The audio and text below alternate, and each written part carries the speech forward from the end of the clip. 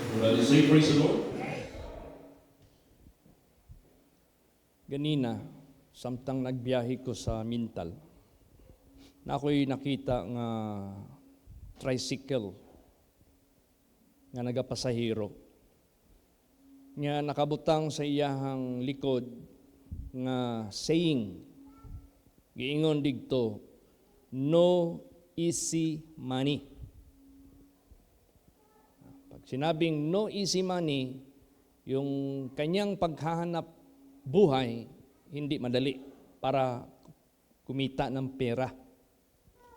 Ngayon, nag-reflect sa isip ko, if money is necessary, if money is vital, if money is one of the major necessity that is monetary, that is how we use money for buying our necessities, paying our bills, paying everything what is payable, no, para sa buhay natin.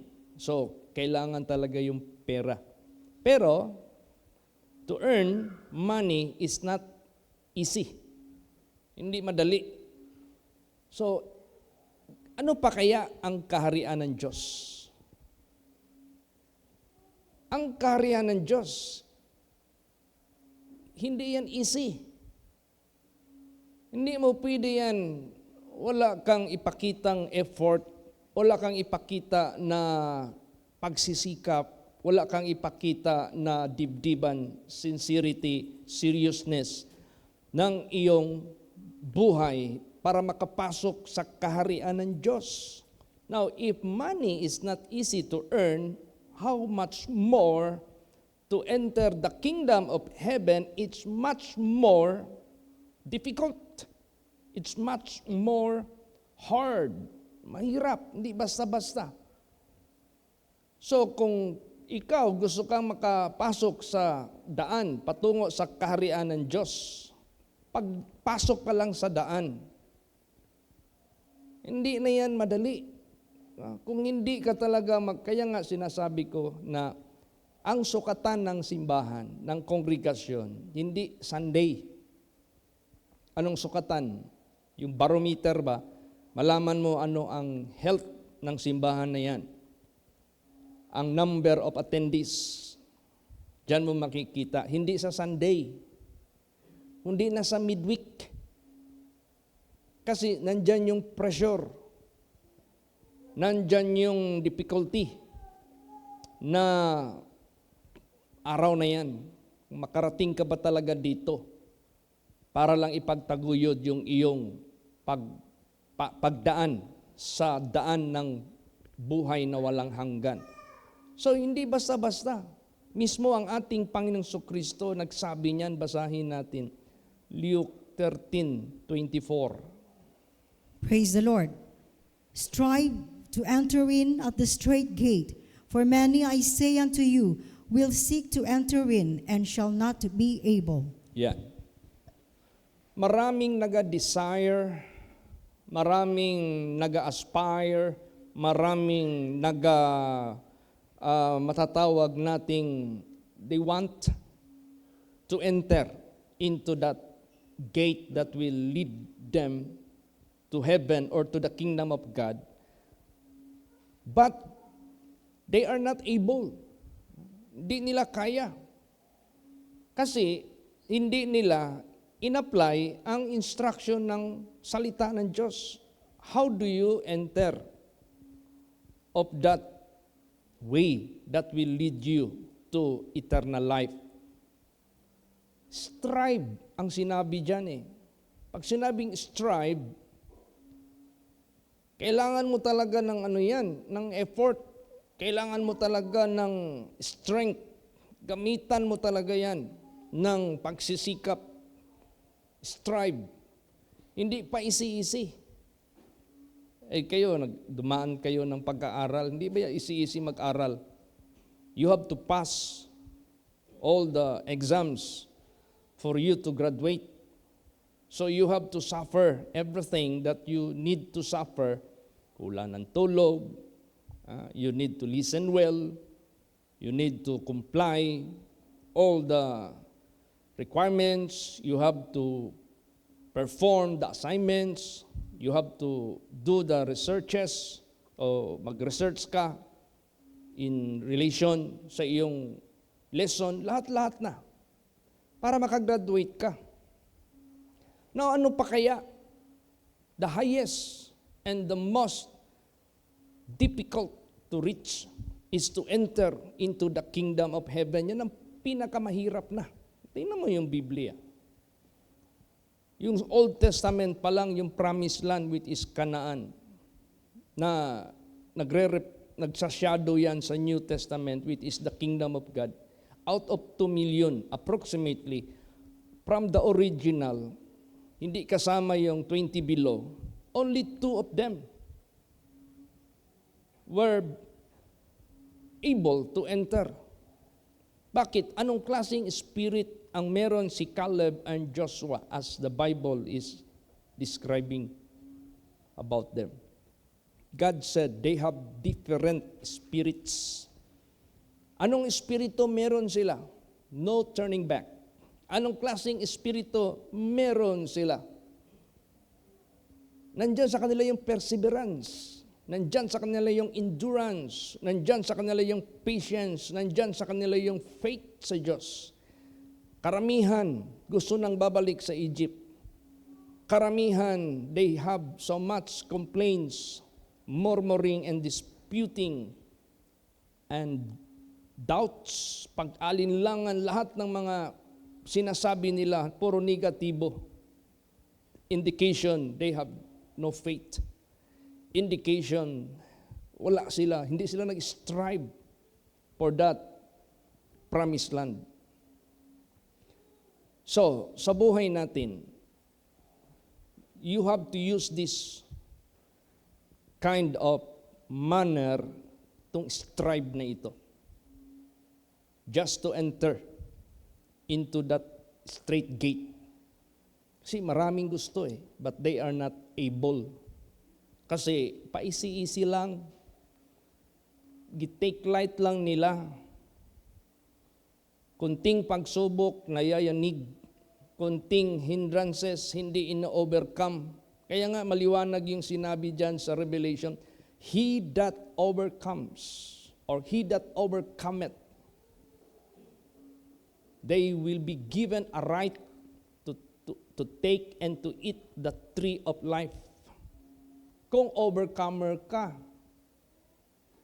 So, hindi ka man maging overcomer kung hindi ka nag-strive. So you have to overcome all obstacles, all trials sa buhay mo. Kailangan i-overcome mo lahat yan. Pagpunta lang dito sa simbahan, kayo na nakarating dito, you made so much effort. How about yung iba? Ilang warnings na ang binibigay ng Diyos. Ilang exhortations na ang binibigay ng Diyos. They are just a listener. Listener lang, but not a doer. Nag-appreciate lang, but not. Hindi ina-apply. Useless man yan. Ang daming nagpupuri dito kay Kristo. Pero nung sinubukan na sila, tumalikod din. Umiwan din. Kaya nga nagtatanong nga si Lord Jesus Christ, will you go away also? Di ba yung revelation ni Lord Jesus Christ kagabi, yung New Year, nayayanigin ko ang holy place. At yayanigin ko rin ang mga churches sa buong mundo. Mapalad kung manatili kayo sa aking doctrine. Ano yung doctrine? Yung sound word of God na nagtuturo sa atin ng buhay na banal, buhay na godly, buhay na righteous para makapasok tayo sa kaharian ng Diyos. Now, in order to attain such privilege to inherit eternal life, you must Fill your life with the Word of God. Punuin mo yung buhay mo sa salita ng Diyos. Hearing and hearing, hearing and hearing. You need to hear the Word of God from time to time, from time to time. Dahil ang tao hindi lang nabubuhay sa tinapay. If a person cannot survive without bread for the stomach, you cannot also survive your spirituality without maintaining the Word of God sa buhay mo. Now, kung dyan ka, mahina, how could you stand? How could you survive? Sa mga pagyayanig ng Diyos. Ang Diyos na nga nagsabi, yayanigin ko kayo.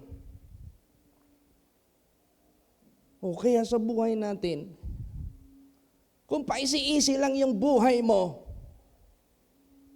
konting pagsubok, konting mga problema, wala na, apektado ka agad. Ang pamumuhay na banal, apektado ka agad ang pag-attend ng mga services, which is necessary, which is very important. You have to count this coming into the church regularly, 3 times a week as part of your life till you die. That is why sinabi dyan, and I shall dwell in the house of the Lord all the days of my life. Hindi na yan maputol sa buhay mo. If you need to survive physically, therefore you need to find money for your stomach with your family. How much more your spirituality? Praise the Lord. Huwag mong ipahuli. Huwag mong sabihin, ipahuli mo yung spiritual kaysa material. Hindi po. Kaya, sa buhay natin, kaya na-alarm ako sa sinabi sa padayag. Isi-shake ko kayo. Yayanigin ko kayo. Mapalad ang paninindigan sa doktrina. Anong doktrina? Teaching of the Word of God. O ano yung tinuturo sa banal na salita ng Diyos? Anong tinuturo sa salita ng Diyos? Pumasok ka sa makipot na daan, but in order to enter in, you must strive. Kailangan magsikap ka. Kailangan mag-effort ka ng husto. Don't neglect. Don't take it easy. You have to strive. Kasi ang pagsubok, sinabi na yan ng ating Panginoong Kristo, susubukin ko kayo, yayanigin ko kayo. Tingnan mo, basahin natin. Hebrews 12:25 hanggang 26. Praise the Lord. See that you refuse not him that speaketh, for if they escape not, who refuse him that spake on earth, much more shall not we escape, if we turn away from him that speaketh from heaven, whose voice then shook the earth. But now he had promised, saying, Yet once more I shake not the earth only, but also heaven. Yan. So itong pag-shake ng Diyos, which He promised, this is sure, this is certain. We cannot escape. We cannot escape. We are not exempted of it. Kung ang salita na nagsalita mula sa lupa, and He is referring the blood of Abel. And Cain was not able to escape sa kanyang nagawa. How much more can we escape from him that speaketh from heaven? Lalot na, makatakas kaya tayo sa kanya na nagsasalita sa langit, which is God, which is our Lord Jesus Christ. Pag sinabi niya, yayanagin ko kayo, mapalad ang manindigan sa aking doktrina. Salita ng Diyos.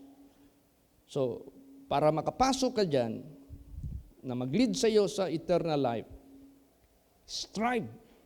Mag-strive ka. Magsikap ka. Unahin mo talaga yan. Priority talaga yan. Ilagay mo yan sa isip, sa puso mo. Kakambal na yan ang buhay mo. Huwag ka nang mawala dyan. Tapos sinabi dito sa 26, whose voice then shook the earth. Kailan nangyari ito? He shook the earth.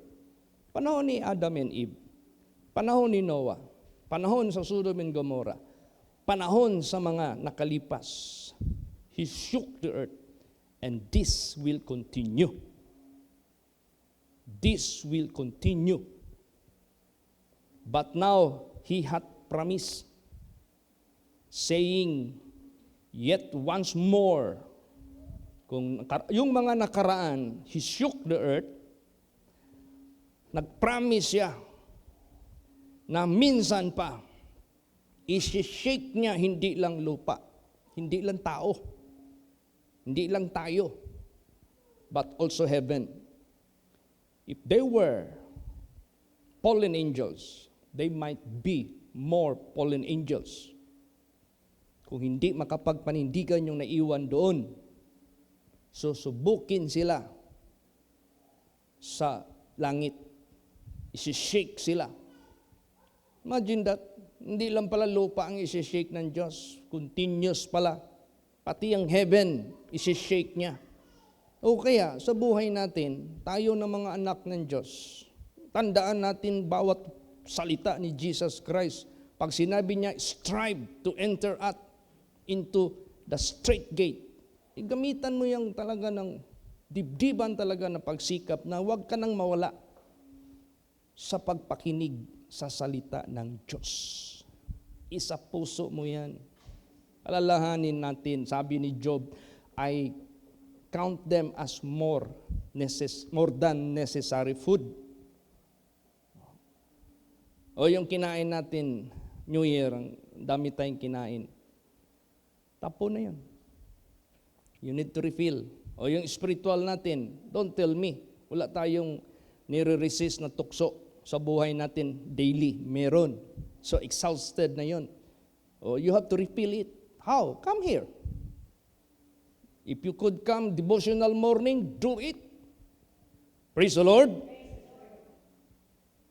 Then the list, 3 times a week, yung mga major services natin, the list yan.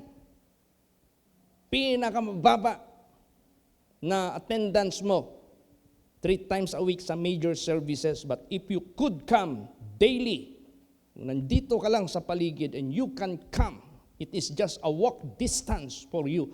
Come. That is the opportunity para makasurvive tayo. Praise the Lord. Ang liwanag ng mensahe ng New Year. Napakaliwanag noon. Ang iksi lang ng buhay natin. Susunod tayo sa mga henerasyon that passed already.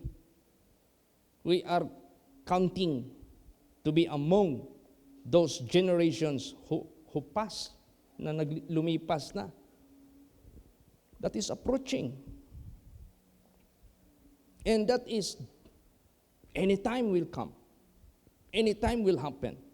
Death is constant, expected. Anytime yan. Darating yan sa buhay natin. Also, huwag nating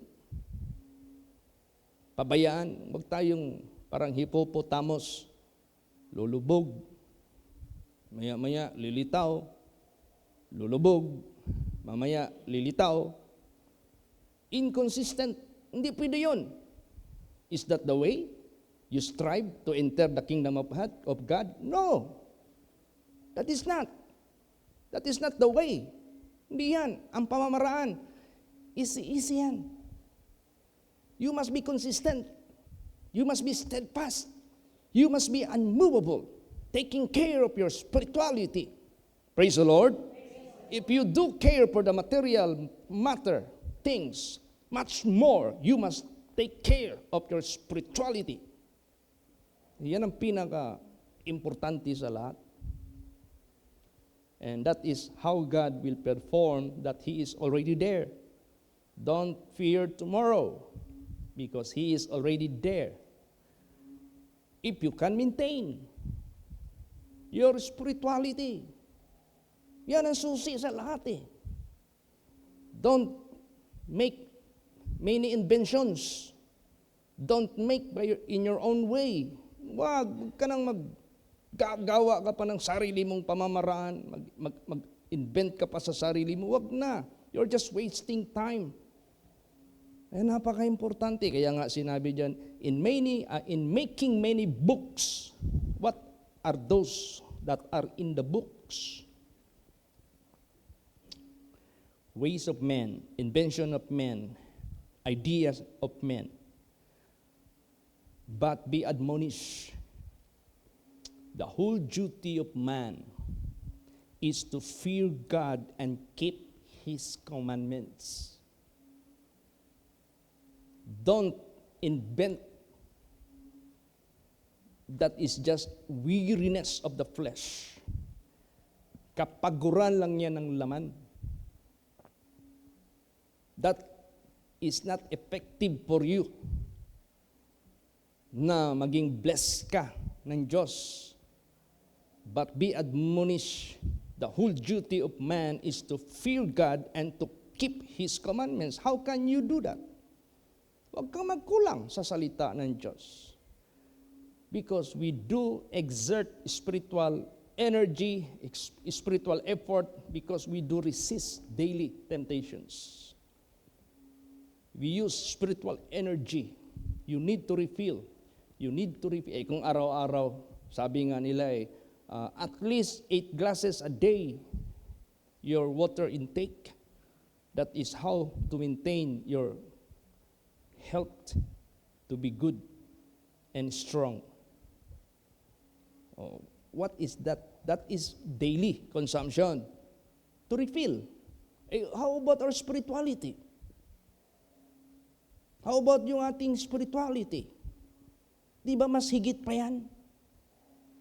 And they have the similarity of how we feed our stomach and the feeding of our soul.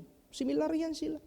So, stomach natin, we do refill because we exhaust. Na-exhaust tayo sa mga iniisip natin, mga trabaho natin, lahat-lahat na para mabuhay, makasurvive. Ganon din sa spiritual. Napaka-importante yan. Kaya itong pag-shake ng Diyos, wala kang enough na lakas na obtain mo sa Word of God, hindi ka makatayo dyan. Tumba ka talaga.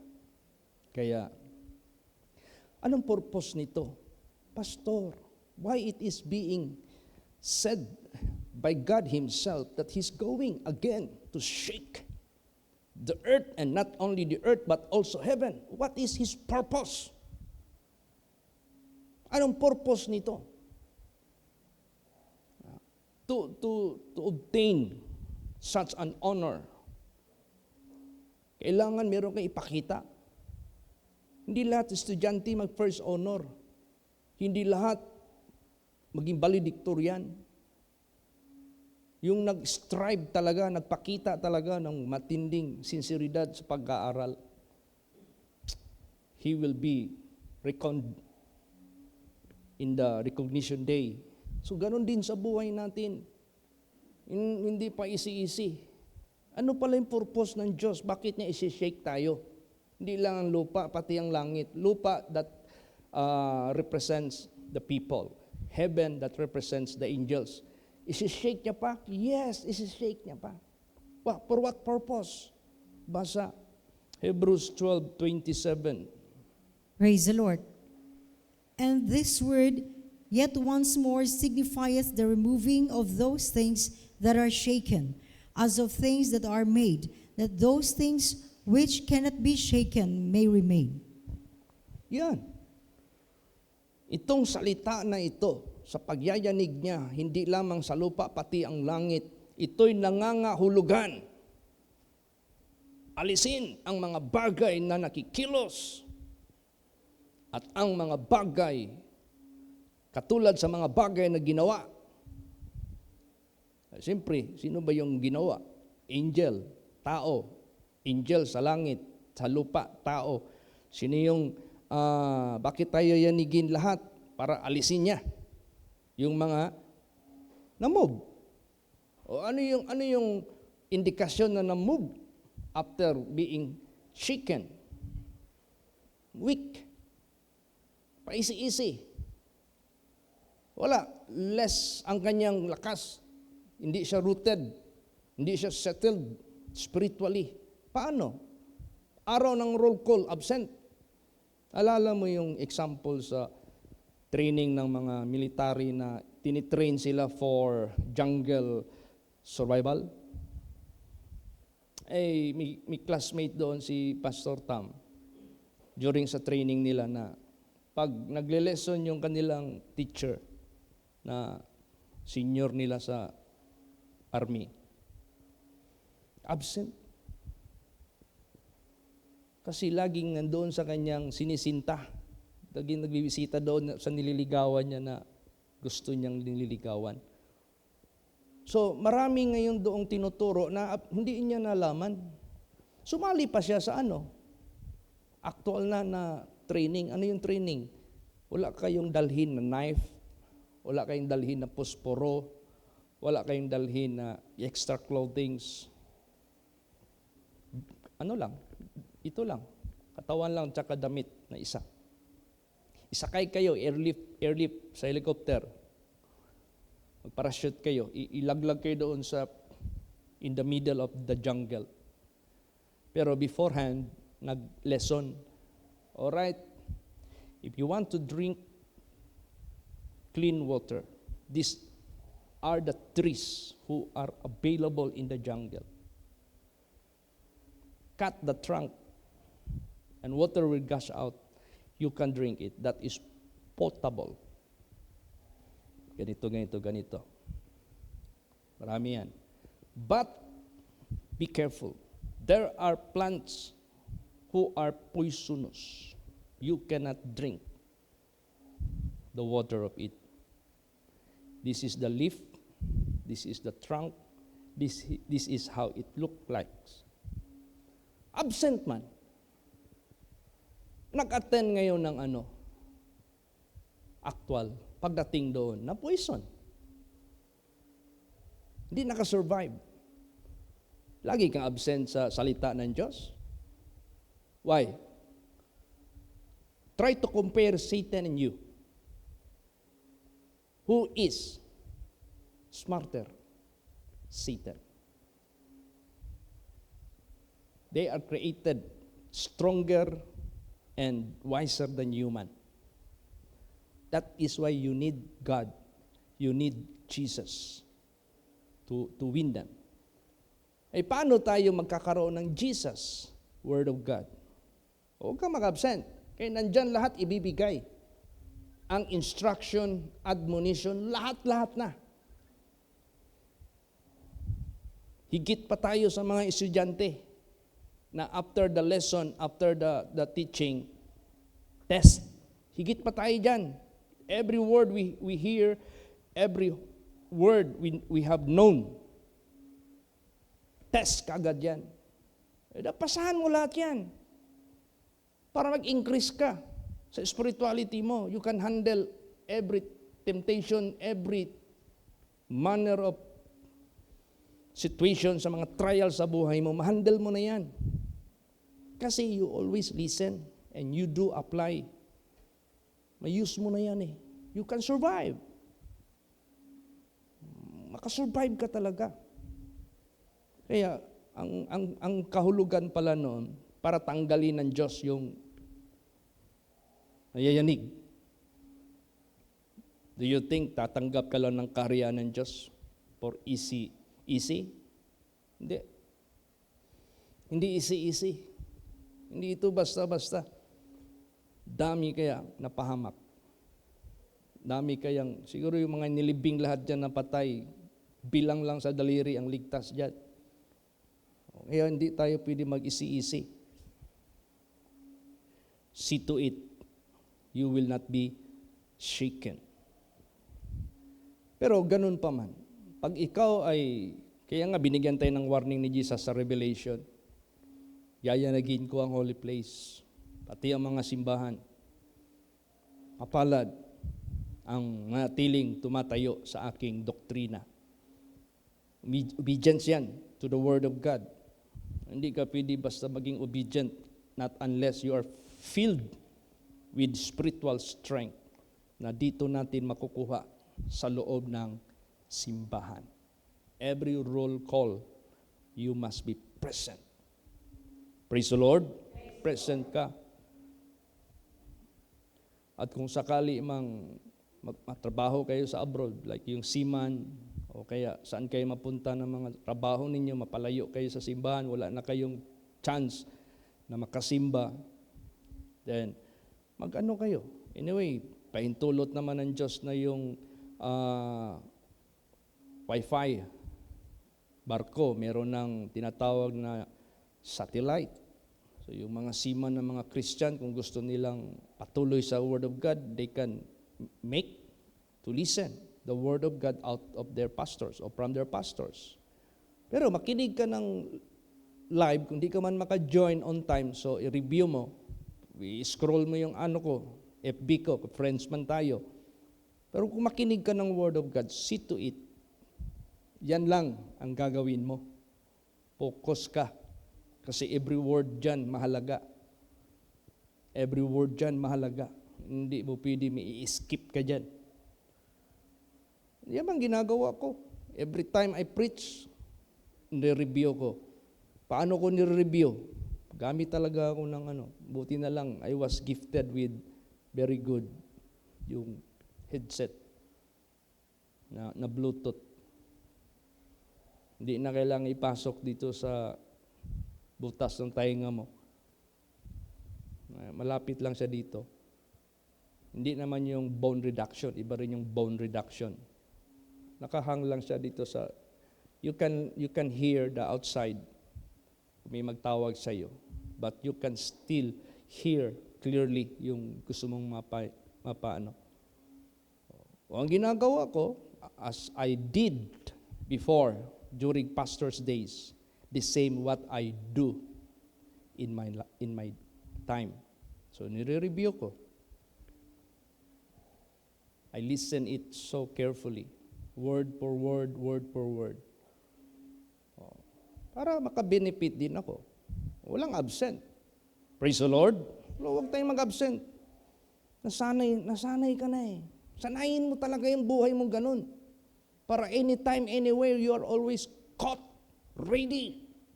There is no such time or chance yung kaaway na yariin ka o hatakin ka sa kalaglagan mo, sa kapahamakan mo. Kaya, gusto mo na itong pagyayanig, still, you have hope in Him.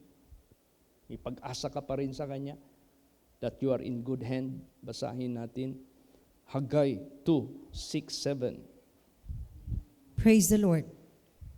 For thus saith the Lord of hosts, yet once it is a little while, and I will shake the heavens and the earth and the sea and the dry land, and I will shake all nations, and the desire of all nations shall come, and I will fill this house with glory, saith the Lord of hosts. Yan. Little while. In the eyes of God, this is just a little while. Little while lang ito para sa Kanya. I will shake the heavens and the earth and the sea and the dry land. Bakit heavens? If this heavens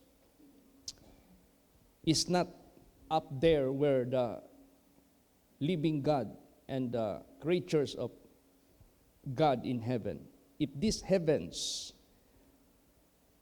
in relation ito sa mga planets, bakit sinali niya yan? Because may mga tao na rin nakakarating doon. May mga tao na rin nakakarating doon.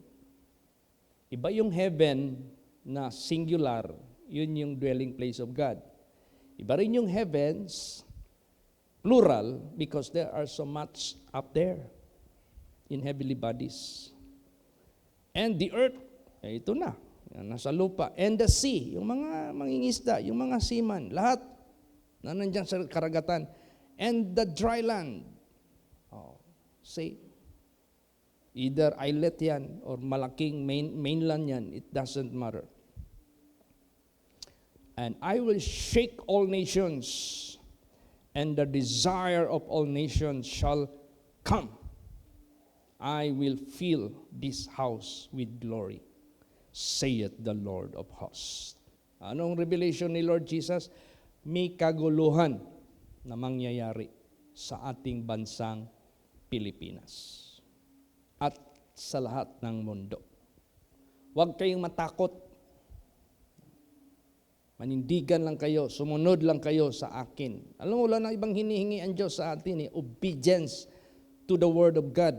Kasi sino yung obedient or faithful to Him, He cannot neglect them, neither forsake them, nor leave them helpless. Pag faithful ka, you are under the care of the living God. Ang matatamaan lang sa pangyayari sa mundong ito, the ungodly and the sinners. Lahat yan, yung mga disobedient sa salita ng Diyos. Whether you are being known as a preacher, kahit well-known ka pa as churchgoer, well-known ka pa as performing such singing, hindi yan. Ang tinitingnan ng ating Panginoon Diyos, yung ating commitment sa Kanyang salita at na i-obey natin yan, i-apply natin yan sa buhay natin, lalo't na in the hour of temptation, yung pagyayanig, kumbaga pa. Praise the Lord.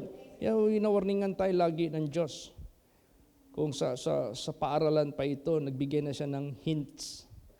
Nagbigay na siya ng pointers. Ito ang lalabas sa exam. Itong page na ito, itong chapter na ito, basahin nyo ito. Diyan ako magkuha ng exam na ititest ko kayo.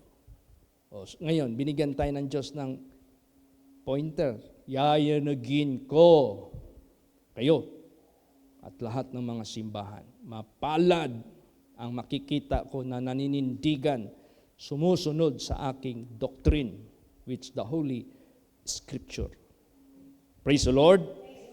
Hindi ito pagyayanig sa ano paman. Pagyayanig ito whether we do or not the Holy Scripture.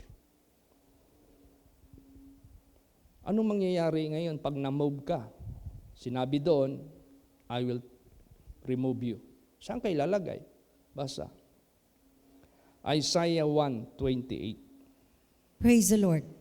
And the destruction of the transgressors and of the sinners shall be together, and they that forsake the Lord shall be consumed. Ayan.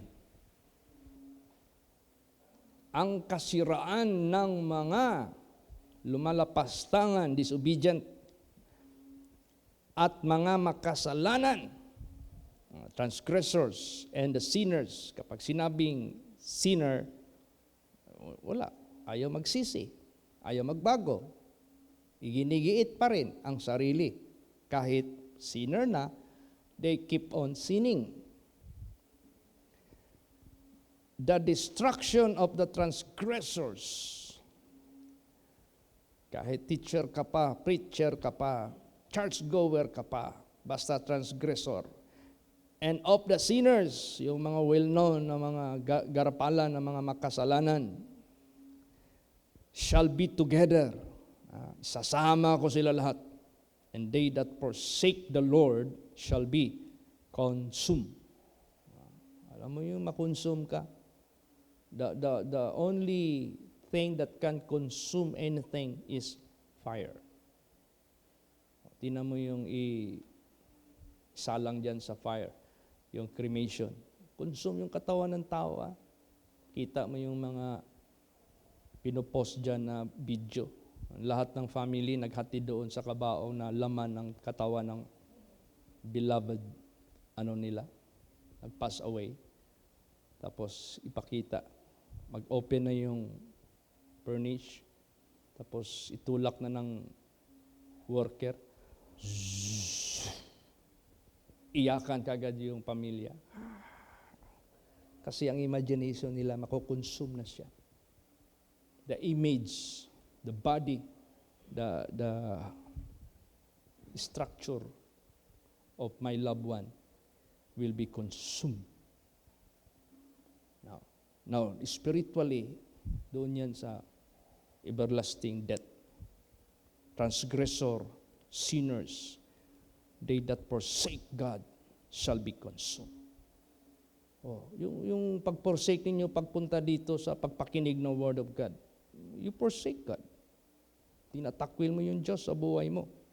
Instead, He is going to instruct you, He's going to strengthen you, He's going to make you stronger than any shaking sa sanglibutang ito. Ayaw mo, wala. Mabibiktima ka. O kaya, huwag tayong magpaisi-isi, mga anak ng Diyos. Praise the Lord.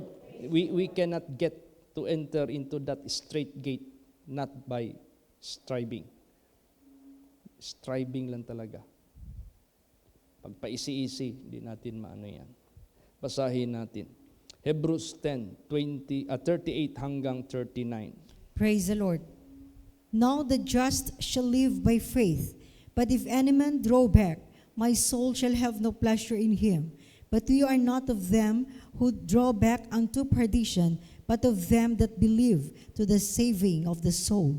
Yes, by faith. The just shall live by faith. Ginagawa mo yan kahit hindi mo nakikita ang Diyos. Ginagawa mo yan kahit walang pastor na tumitingin sa iyo. Ginagawa mo yan if you are a pastor na walang membro tumitingin sa iyo. Ano yan vice versa yan The just shall live by faith. Faith is the evidence of things not seen. The substance of things hoped for. Hindi yan nakikita. Now the just shall live by faith. But if any man draw back, ano yung tumatalikod? Umaatras. Ano yung tumatalikod? Sumusurrender. Hindi na napostro yung kanyang objective to go, to enter into that promised land. Para silang parang yung mga nasa wilderness, led by Datan, Korah, Abiram. Let's go back to Egypt. Yan. Walang walang kaligayahan ng Diyos. My soul shall have no pleasure in them. I am displeased by them. I am being provoked to anger by these people who draw back, yung tumatalikod. But we are not of them who draw back, hopefully. Hindi tayo dyan. Praise the Lord. Hindi kasama dyan, hindi ako kasama dyan. Let's pray for that. For we are not of them who draw back unto perdition. See, what will be the consequence? Perdition. What is perdition? That is damnation. But of them that believe to the saving of the soul. So, isipin mo yung kaligtasan ng kaluluwa mo na hindi ka talaga tatalikod sa counsel ng Diyos. Praise the Lord. Sa counsel ng Diyos. Kaya kung mapadaan ako ng aywa, I can recall my first experience meeting God.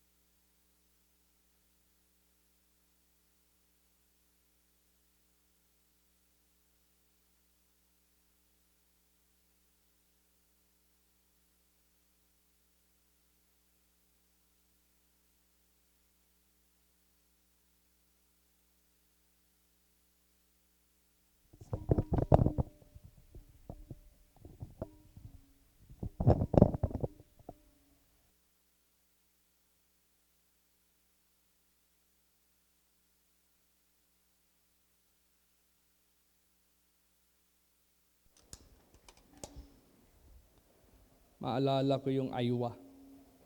What is the distance Iowa to San Pedro? San Pedro to Turil, that is 15 kilometers. Iowa, approximately 12 kilometers. Pahirapan pa ang sasakyan namin noon. The only vehicle that we can avail to reach Iowa noon para makamura ako, yung Dakubil minibus. Piso lang yun eh. Pagdating namin dyan sa kanto, we have to walk maybe 800 meters. Kahit may tricycle dyan, at that time, we cannot afford yet to ride tricycles. We don't have extras for that ride. Imagine that. Huwag mong sabihin, kasi pastor, dyan ka na lang nakatira, kaya, no, I experience. Non-stop. Kahit mag-strike, sakay ako ng dump truck. Pagdating ko ng Manila, tuloy-tuloy yung pag-strike. Hanggang I preach there. Until now, na-assign ako dito. Ganun ang buhay natin. Huwag nating kunan ng percentage ng paglaylo. Be not be weary and well-doing. Praise the Lord. Because there is due time for us to sleep. There is due time for us to be awakened. There is due time for us to fly sa flight natin sa pagbalik ni Jesus Christ. Tsaka ang sinabi dito, sa maikli lang na panahon yan eh. Kaya kung pakinggan mo yung sinabi ni Jesus Christ, repent for the kingdom of God is at hand. Ay tayo, how do we count hours? Minsan, 11:00 pa, pag gawa ka lang, pag ganyan mo, 1:00 na pala. Ay yung edad natin, ilang oras lang yan sa mata ng Diyos? Less than 2 hours. Bilis lang. Ang takbo ng buhay natin. Kaya napaka-importante ito talaga. Ngayon, huwag nating kaligtaan, yung pinagsisikapan mo, depende yan, how do you perceive? How do you understand? How do you, yung perception mo ba? Yung ini-strive mo, ano yan? Why do you strive about that and for that? Basa, Hebrews 12:28. Praise the Lord. Wherefore, we receiving a kingdom which cannot be moved, let us have grace whereby we may serve God acceptably with reverence and godly fear. Di ba? Tatanggap tayo ng kaharian na hindi makilos magpakailan paman.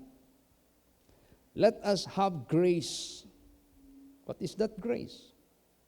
Di ba sabi ni Jesus sa Revelation, huwag niyong kalimutan ang kinin, ang aking mga pangako. That is His grace. That is His favor. Let us have those promises of God. But there is no day nor night.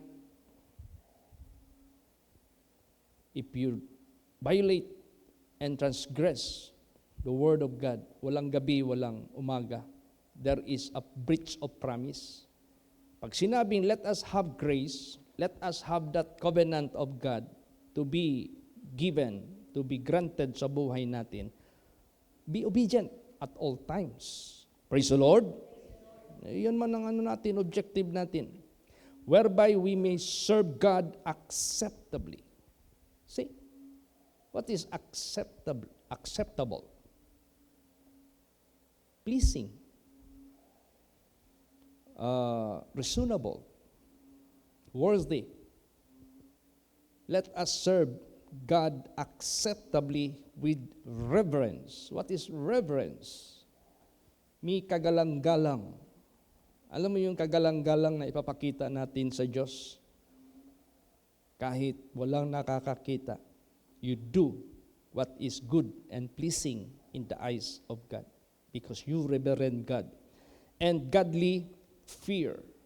Godly fear from the word, the fear of God. Godly fear. Doon yung takot mo sa Diyos. Hindi sa tao na kapwa mo, hindi sa sarili mo. Yun, ang gusto ng Diyos sa buhay natin. Diyan na natin ma-apply yung Word of God. Diyan na natin ma-recall ang Word of God. Diyan na natin ma-apply yung salita ng Diyos. That will be our strength, that will be our wisdom, that will be our perfection, that will be everything for us to survive sa sanglibutang ito.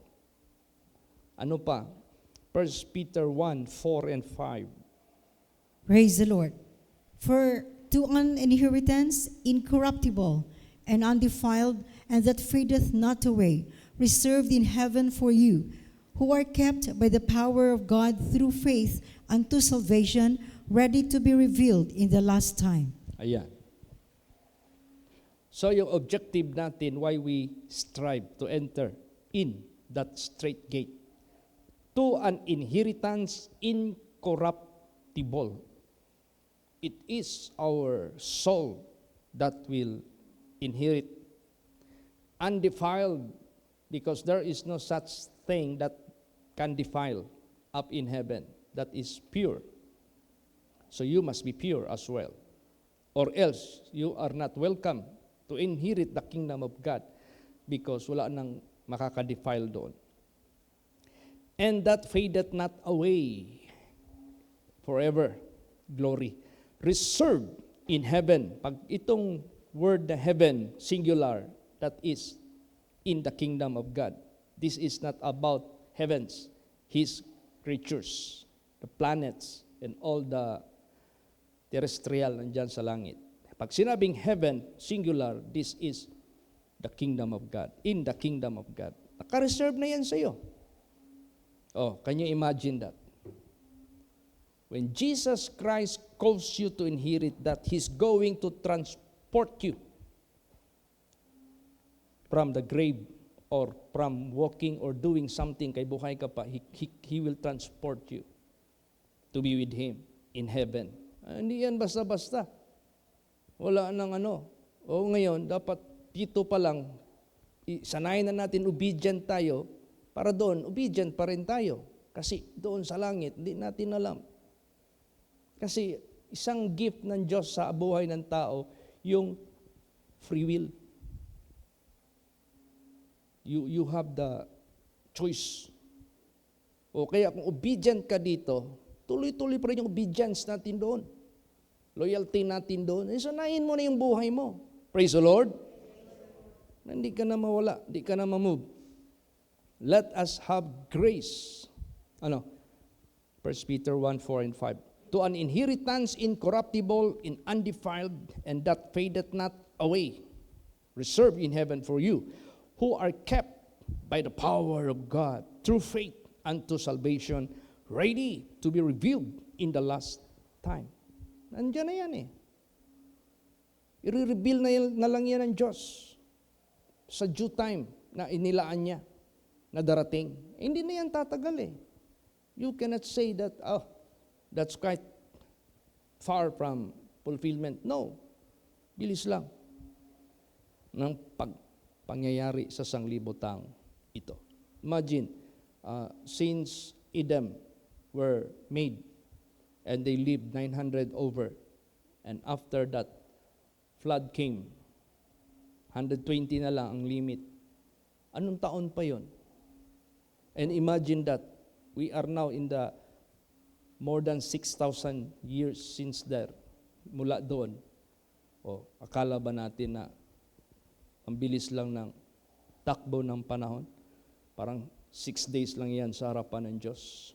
Kaya, sa buhay natin, naka-kept na yan, naka-ready na yan, na i-reveal niya sa darating na panahon.